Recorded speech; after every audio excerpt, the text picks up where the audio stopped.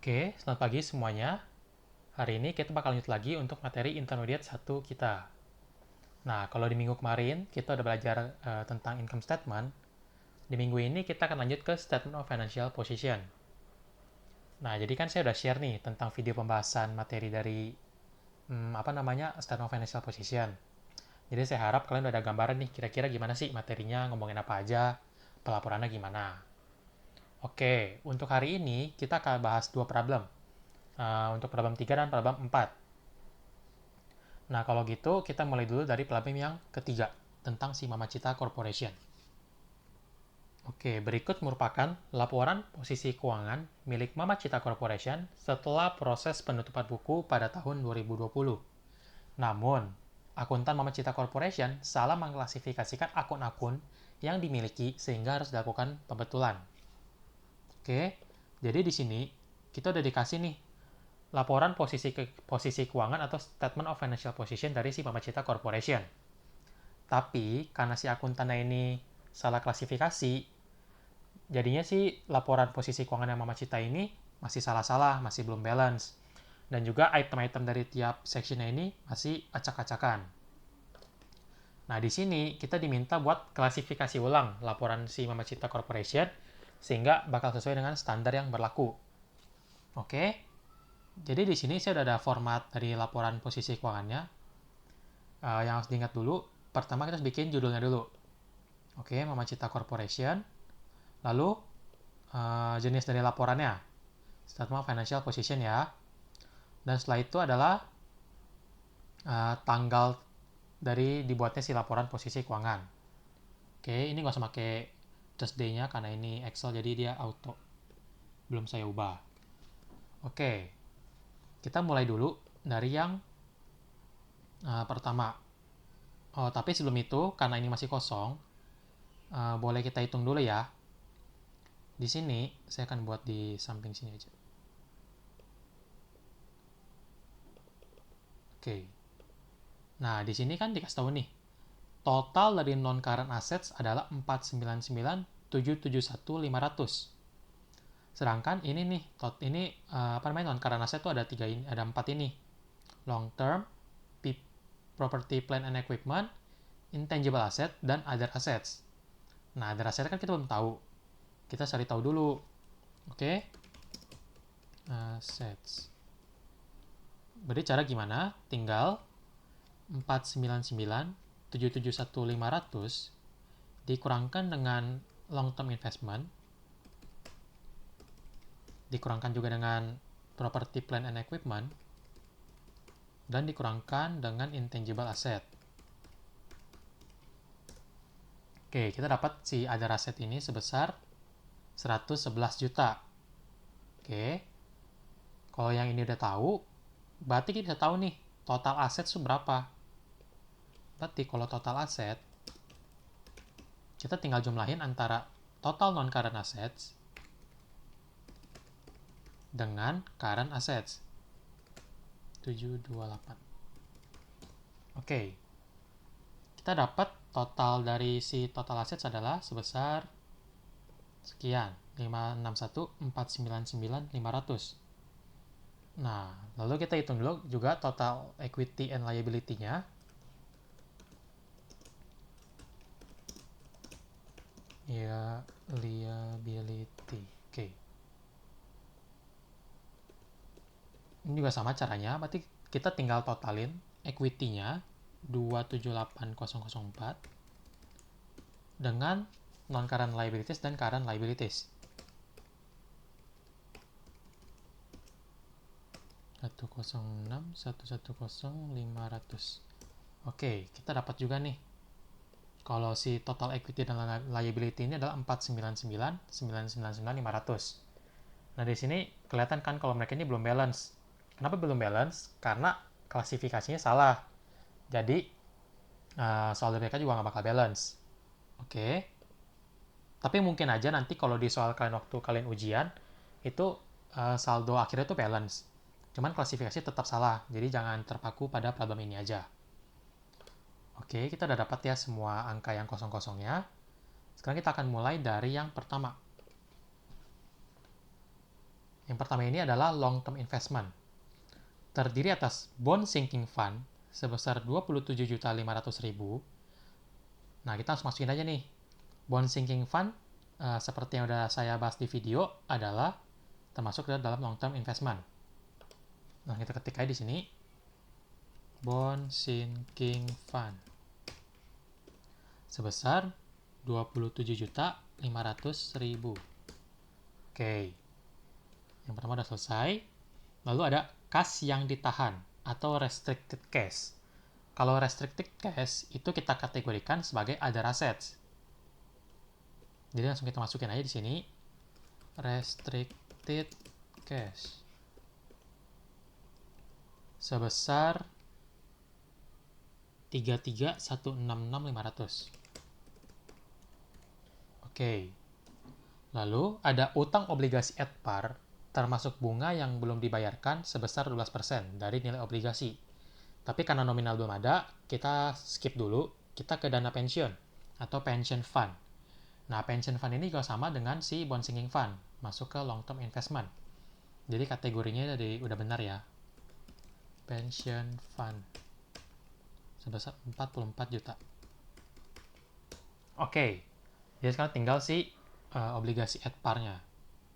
Nah, kan angkanya nggak ada nih obligasi at par. Kita bisa hitung dulu dengan cara kita selisihin nih. Kita cari dulu sini. Berarti di sini aja. Oke, bonds. Nah, bonds-nya ini tadi kan dia bilang apa? Kita belum tahu nih harganya berapa. Kita cari dengan cara si long term investment di sini 167.71500 kita kurangin dengan semua item yang ada di long term investment ya. Berarti ada bond sinking fund, ada juga si restricted cash 100, oke, dan si pension fund. Nah, maka kita akan dapat nih sebesar 56105. Oke, jadi Pareto 56105. Tapi dikatakan di sini kalau itu udah termasuk dengan bunga yang belum dibayarkan sebesar 12% dari nilai obligasi. Oke, dari nilai obligasi ya, bukan dari total utang obligasi at par. Nah, berarti kita cari dulu nih, bunga sama bonds-nya itu berapa. Oke, di sini cara nyari kayak gini. Kita kan tahu, kalau bunga itu sama dengan B sama dengan 12% dari nilai obligasi. Nah, sedangkan nilai obligasi itu adalah 56105 dikurang dengan si bunga. Oke. Nah, berarti bunga sama dengan 12% dikali 5610500 itu kita dapat 6732.600. Oke. Dikurang 12% dikali B berarti jadi 0,12 B. Nah, lalu kita pindahin ruasnya. Berarti 0,12 pindah ke sini, negatif 0,12 pindah ke sini jadi 0,12 B ditambah B sama dengan 6732.600. Ini kan? Ini kita total berarti jadi 1,12 B sama dengan 6732.600. Ya kan? Berarti si B ini atau si bunga adalah 6732.600 dibagi 1,12. Kita dapat sebesar 6011250. Nah, sedangkan untuk si bonds-nya itu berarti tinggal 56105 dikurangi dengan 6011250. Oke, jadi kita dapat bonds-nya itu 50 juta, sedangkan interest payable-nya itu 6011250. Kenapa payable? Karena di sini dibilang belum dibayarkan. Oke, sekarang tinggal kita masukin ke dalam klasifikasinya. Si bonds payable akan kita kategorikan ke dalam non-current liabilities. Bonds payable sebesar Tadi berapa?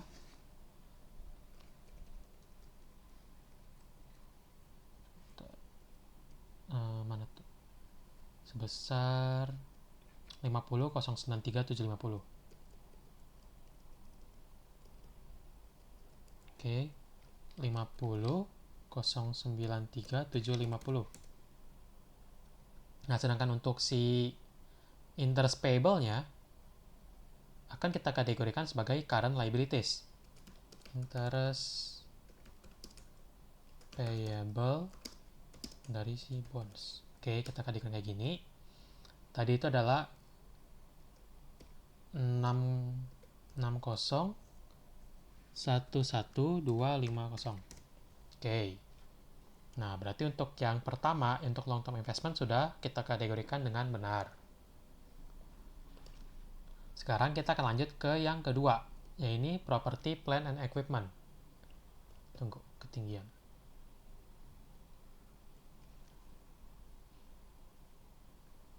Oke, di sini dibilang kalau property, plant, and equipment ini 166.500 ya. Nah, di sini PPE terdiri dari hak cipta sebesar 22 juta. Hak cipta atau copyright itu kan masuk ke intangible asset ya. Jadi dia salah klasifikasi nih. Kita klasifikasi ulang, masukin ke intangible asset, copyright sebesar 22 juta. Oke. Lalu lanjut lagi.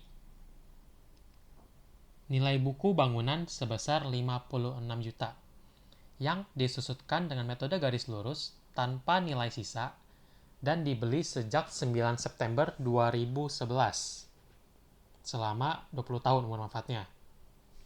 Oke, karena ini building, kita masukin ke property, plant, and equipment. Oke, sini building.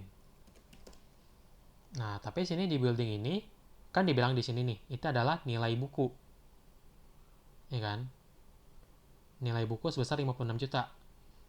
Nah, kita tahu sendiri nilai buku itu adalah buildingnya sendiri atau harga perolehannya dikurangi dengan accumulated depreciation si building. Oke.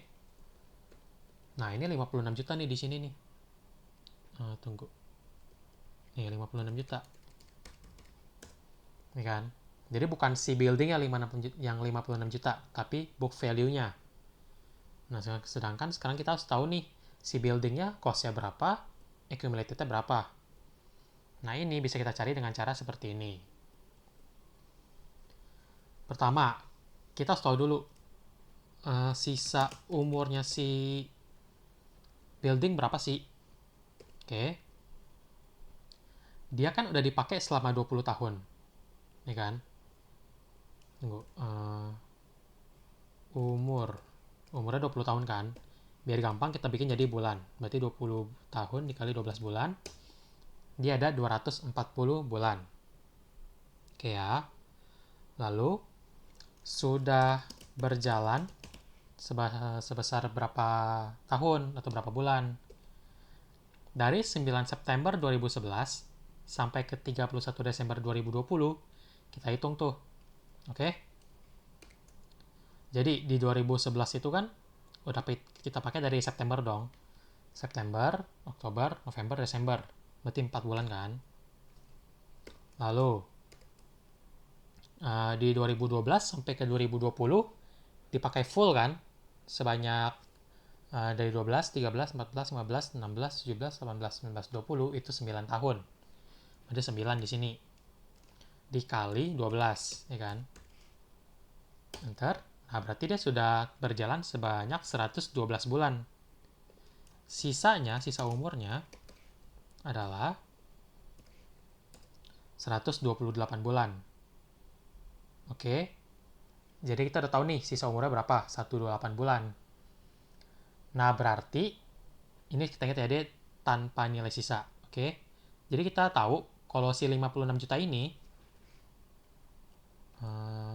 nilai buku.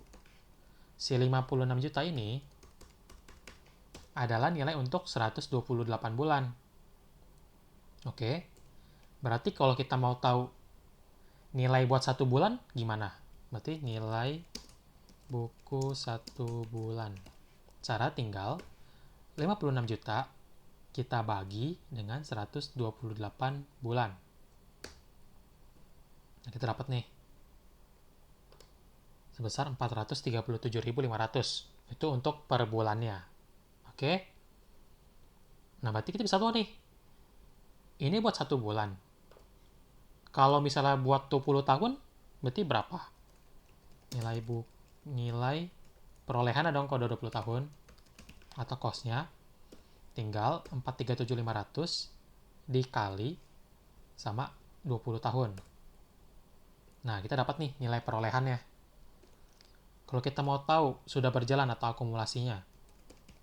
Akumulasi berarti tinggal 437.500 kita kalikan dengan 112 yang sudah berjalan kan.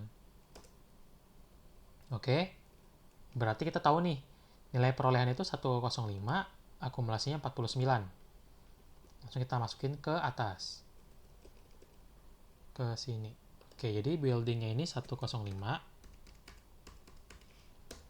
Nah, si accumulatednya ini 49 juta. Oke, jadi ini oke, benar ya, 56 juta. Oke, kalau kayak gitu berarti untuk building selesai ya. Semoga paham dengan penjelasannya. Lalu, kita punya tanah yang digunakan perusahaan di masa mendatang. Nah, kalau digunakan di masa mendatang atau future use, itu masuk ke long term investment.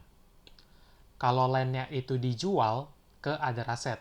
Oke, paham ya bedanya? Dari sini adalah land held for future use. Future use. Sebesar berapa? 50 juta. Oke. Dan saham yang dibeli kembali oleh perusahaan seharga 5.500 untuk setiap lembarnya. Di sini kita dikasih tahu harga per lembar. Tapi nggak dikasih tahu nih totalnya berapa. Nah, berarti cara carinya itu sama kayak si tadi apa namanya, si par, si obligasi ya. Tinggal PPE 166.500 dikurangi dengan si copyright dikurang si building dan dikurangi dengan 50 juta dari land held for future use. Oke. Kita dapat di sini kalau si treasury shares adalah 38.500.000. Oke. Kita taruh di paling bawah. Karena treasury shares itu sifatnya mengurangi. 3 minus ya, berarti sebenarnya minus 38. Oke. Nah, tapi treasury shares ini harus kita tulis dengan lengkap. Dalam arti, kita tulis juga nih, parnya berapa. Oke. Nah, kita harus tahu juga berapa lembar sih treasury shares ini. Berarti kita balik lagi ke atas. Oke, ini si treasury shares. Si treasury shares, harganya itu per lembar adalah 5.500. Berarti kalau kita mau tahu jumlah lembarnya, jadi 7.000 lembar yang ada sih. Yang kita beli kembali itu 7.000 lembar. Gitu. Jadi sini kita lengkapnya kita tulis. Treasury shares 7.000 at 5.500. Oke. Oke, buat treasury share selesai. Nah, berarti untuk yang si part kedua ini juga udah selesai.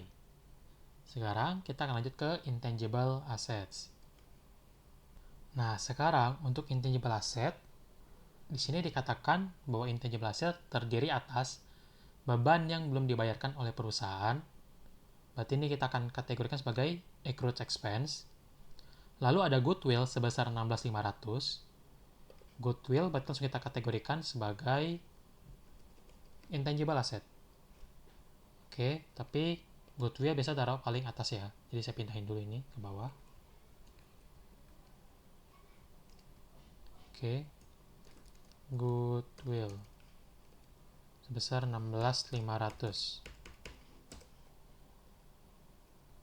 Oh, tunggu, ini sumnya. Oke. Lalu ada juga utang hipotek sebesar 38 juta. Nah, utang hipotek ini adalah hutang dengan jaminan. Dan umumnya itu dia bersifat jangka panjang ya. Jadi harus kita kategorikan karena jangka panjang masuk ke non-current liabilities. Nah, bahasa Inggrisnya itu mortgage payable. Payable. Sebesar 38 juta. Oke. Lalu masih ada lagi asuransi dibayar di muka sebesar 5.500.000. Langsung kita tulis di sini. Masuk current assets ya. Prepaid insurance.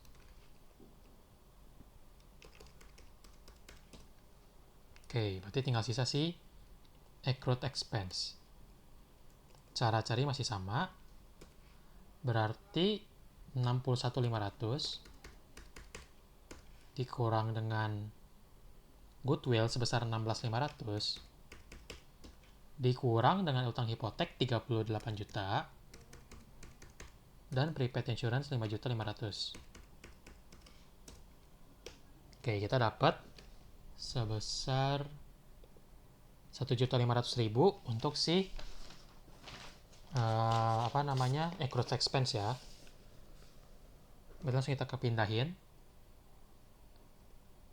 ke current liabilities. Oke, accrued expense 1.500.000. Oke, untuk nomor 3 selesai. Untuk other assets, tadi udah kita cari di awal, kalau nilai dari other assets adalah 111 juta. Nah, other assets ini terdiri dari yang pertama adalah agio saham istimewa sebesar 22.275.000. Nah, kita kenal agio saham ini dengan istilah share premium ordinary.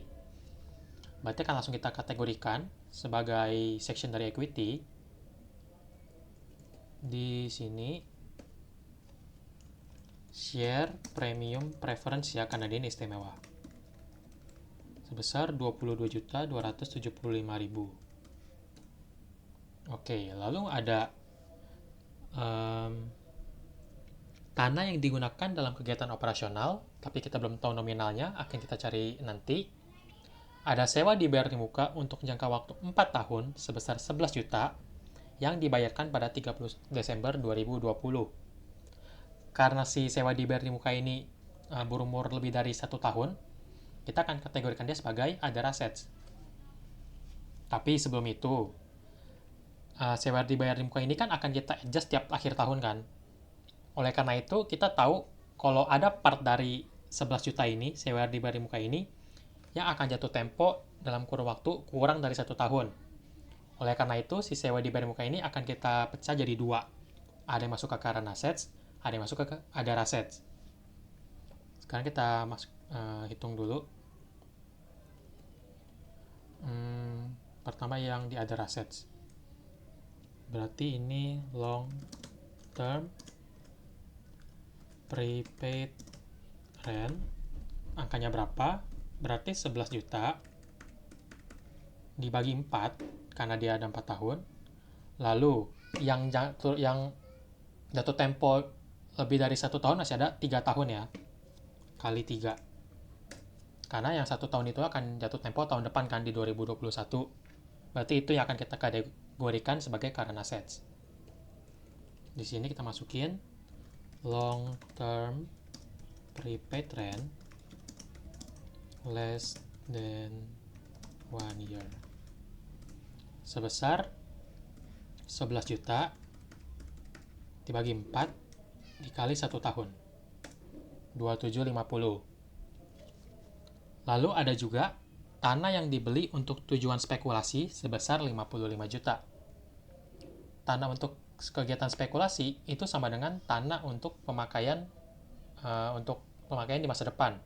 Dan sifatnya sama kayak land held for future use. Langsung kita masukin aja ke long term investment. Land held for speculation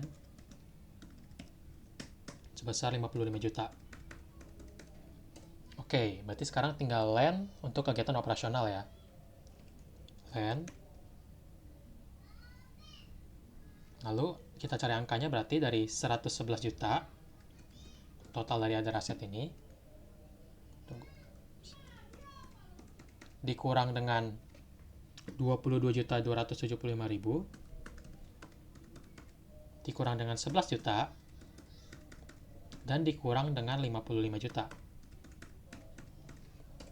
Oke, berarti kita dapat nilai dari land ini sebesar 22.725.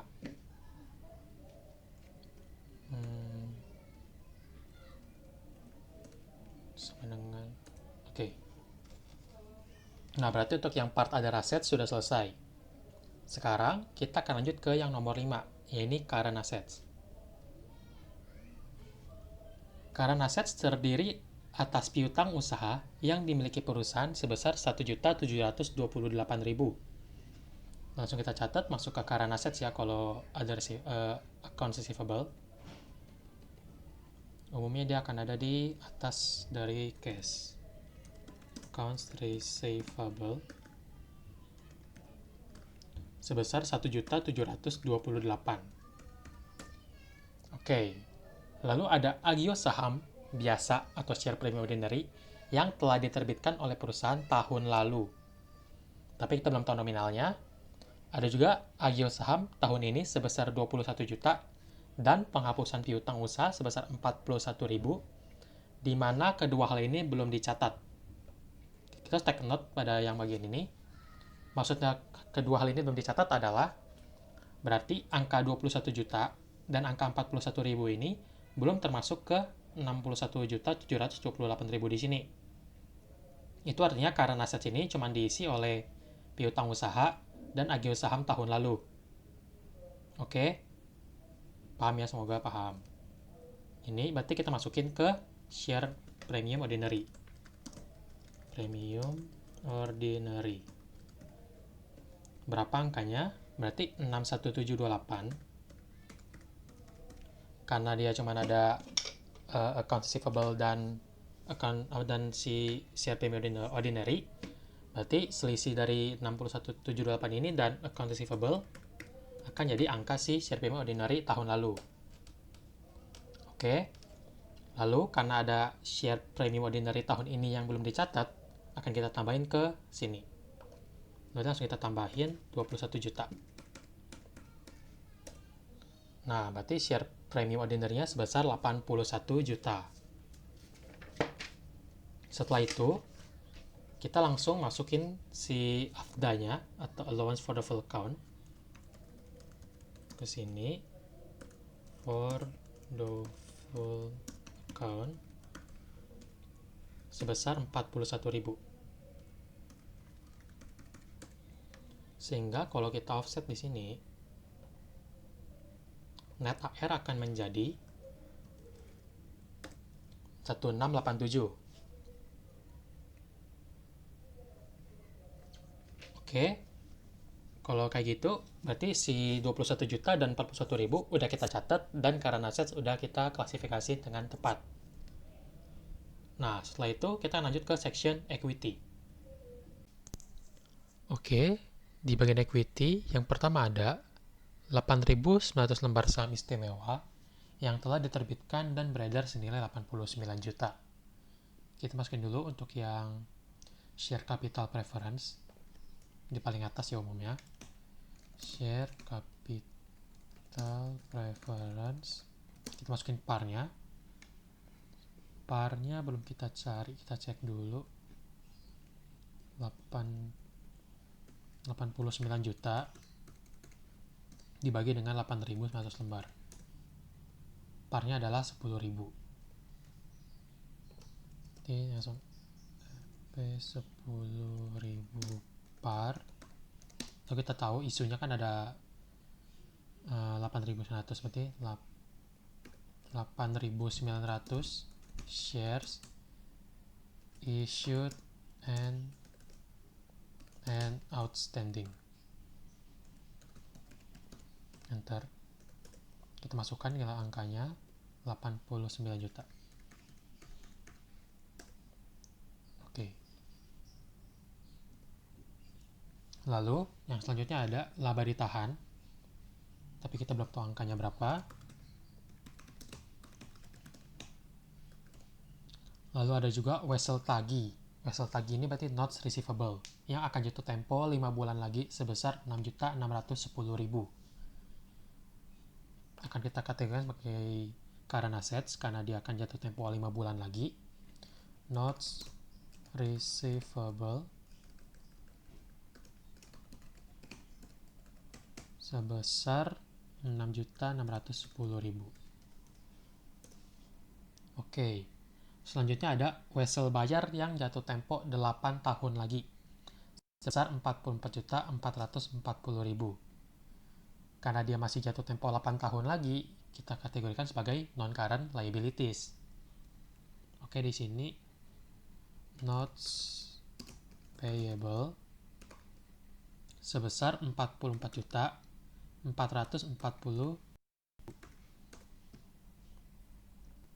Oke, selanjutnya ada mesin. Sabar, saya turunin dulu. Mesin seharga Rp75.500.000 yang dibeli tanggal 2 Januari 2018 tanpa nilai sisa, dengan manfaat dapat menghasilkan 20.000 produk. Nah, di sini karena kita tahu dia bisa menghasilkan 20.000 produk tapi nggak ada umur ekonomisnya, berarti kita akan pakai metode unit of activity. Diestimasikan dapat menghasilkan 2.000 produk setiap tahunnya. Perusahaan lupa untuk memasukkan akumulasi depresiasi mesin ke dalam perhitungannya. Oke, ini maksudnya sama kayak yang di atas tadi yang soal share premium. Angka si akumulasi ini nggak termasuk ke dalam total dari equity yang ada di SWFP atas. Jadi di sini nggak include angka depresiasi. Oke, berarti kita hitung dulu depresiasinya. Pertama di sini kita masukkan langsung. Oke, mesinnya sebesar Rp75.500.000. Oke, lalu ada accumulated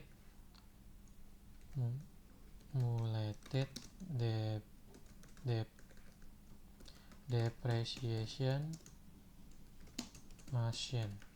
Oke, angkanya berapa? Berarti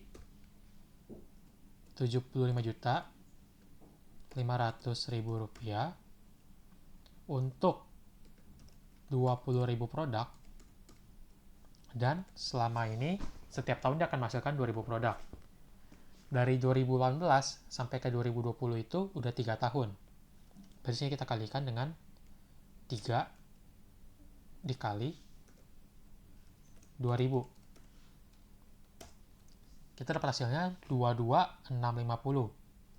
Sehingga jika kita offsetkan, nilai si accumulated depreciation adalah sebesar 52 juta, nilai si mesin adalah 52.850.000. Oke. Berarti sekarang tinggal yang si return earning. Nah, untuk return earnings berarti tinggal kita selisih seperti sebelum-sebelumnya. 278.004 dikurangi dengan 89 juta dari share capital preference, dikurangi dengan wesel tagi 6.610.000, dikurangi juga dengan wesel bayar 44.440.000, dan yang terakhir ada mesin sebesar harga perolehannya aja, karena si accumulated depreciation itu belum dicatat di akun equity. Oke, kita dapat return earning sebesar 62.454.000. Oke, untuk equity selesai. Kita akan lanjut ke yang nomor 8 di sini. Non-current liabilities terdiri atas kendaraan yang dimiliki oleh perusahaan untuk dijual. Daftar pelanggan sebesar Rp40.500.000 dan saham biasa sebesar 102 juta. Dengan jumlah saham yang beredar sebanyak 34.000. Oke, kita mulai dulu dari yang pertama, kendaraan yang dimiliki oleh perusahaan untuk dijual. Tapi kita belum tahu angkanya, kita catat dulu. Karena dia itu kendaraan untuk dijual, kita masukin ke other assets. Vehicle for sale. Oke, lalu ada lagi daftar pelanggan. Nah, daftar pelanggan ini kalau nanti kalian belajar lagi di chapter-chapter selanjutnya terkait intangible asset, dia termasuk ke dalam aset tidak berwujud. Jadi kayak bisa kita pergi beli ke satu perusahaan database, kita beli daftar nomor telepon customer nih. Nah, itu akan kita kategorikan sebagai customer list. Customer list sebesar 4.500.000. Lalu ada saham biasa yang beredar sebesar 102 juta. Oke. Kita masukkan ke sini. Share capital ordinary. Sebentar. Nah, di sini kita tahu ya. Dia bilang di sini yang beredar sebesar 102 juta. Ini kan. Tapi ini baru yang beredar. Sedangkan kalau kita tahu, share capital itu ada yang di-issued dan ada yang beredar. Kalau antara issued dan beredar itu beda, itu karena ada yang namanya treasury shares. Nah, di sini kita tahu nih, kita ada treasury shares sebanyak 7.000.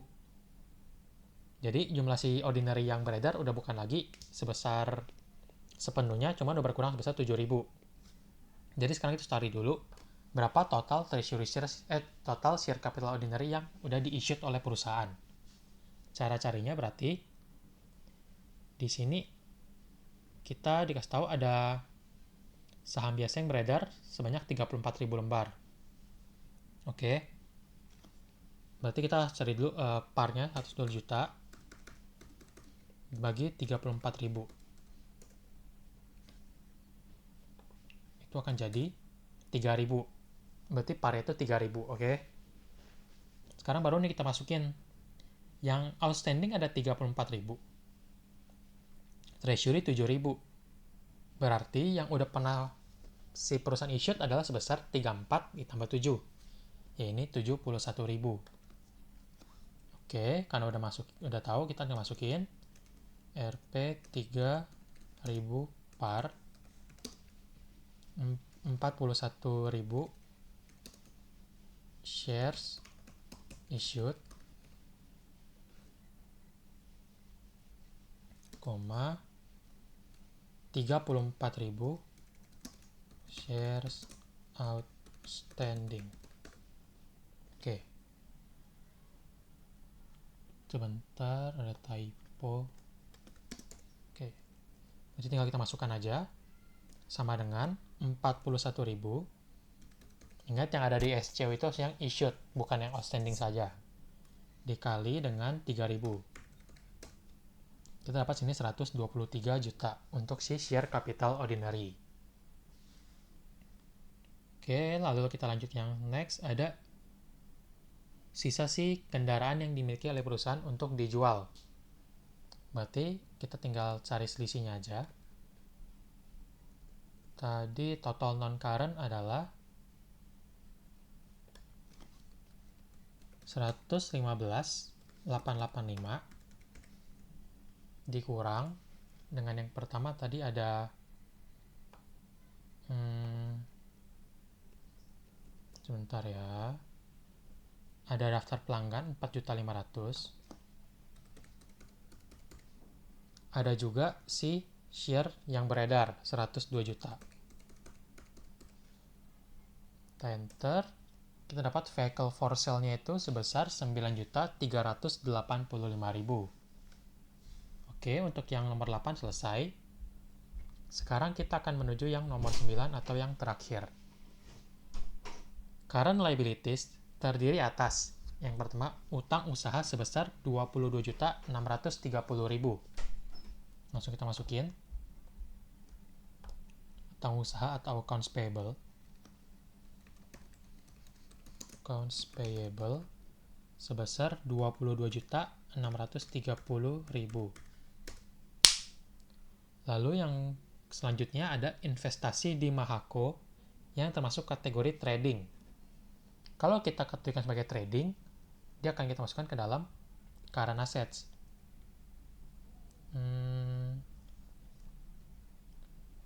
Sebentar, ditambahin dulu. Insert. Oke, di sini ada investment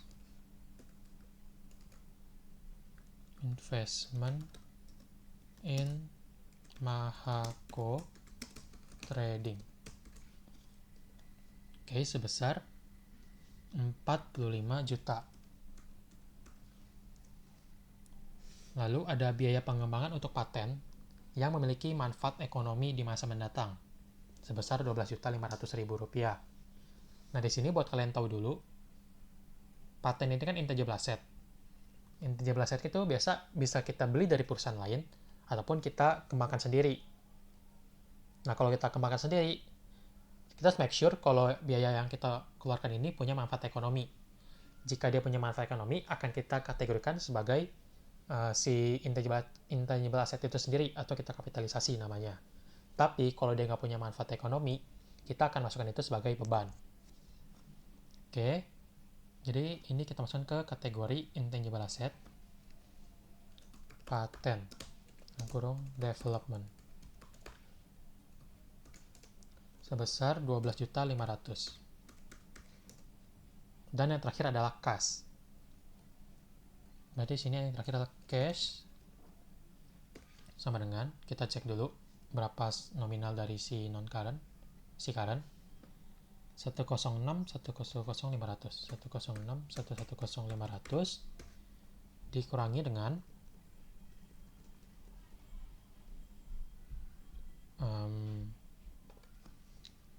current accounts payable 22.630. Lalu ada investasi di Mahako dan paten. Oke, kita dapat cash di sini 25.980.500. Oke, karena informasinya semua udah kita masukin, berarti ini udah selesai. Tapi kita cek dulu balance atau enggak yang udah kita hitung.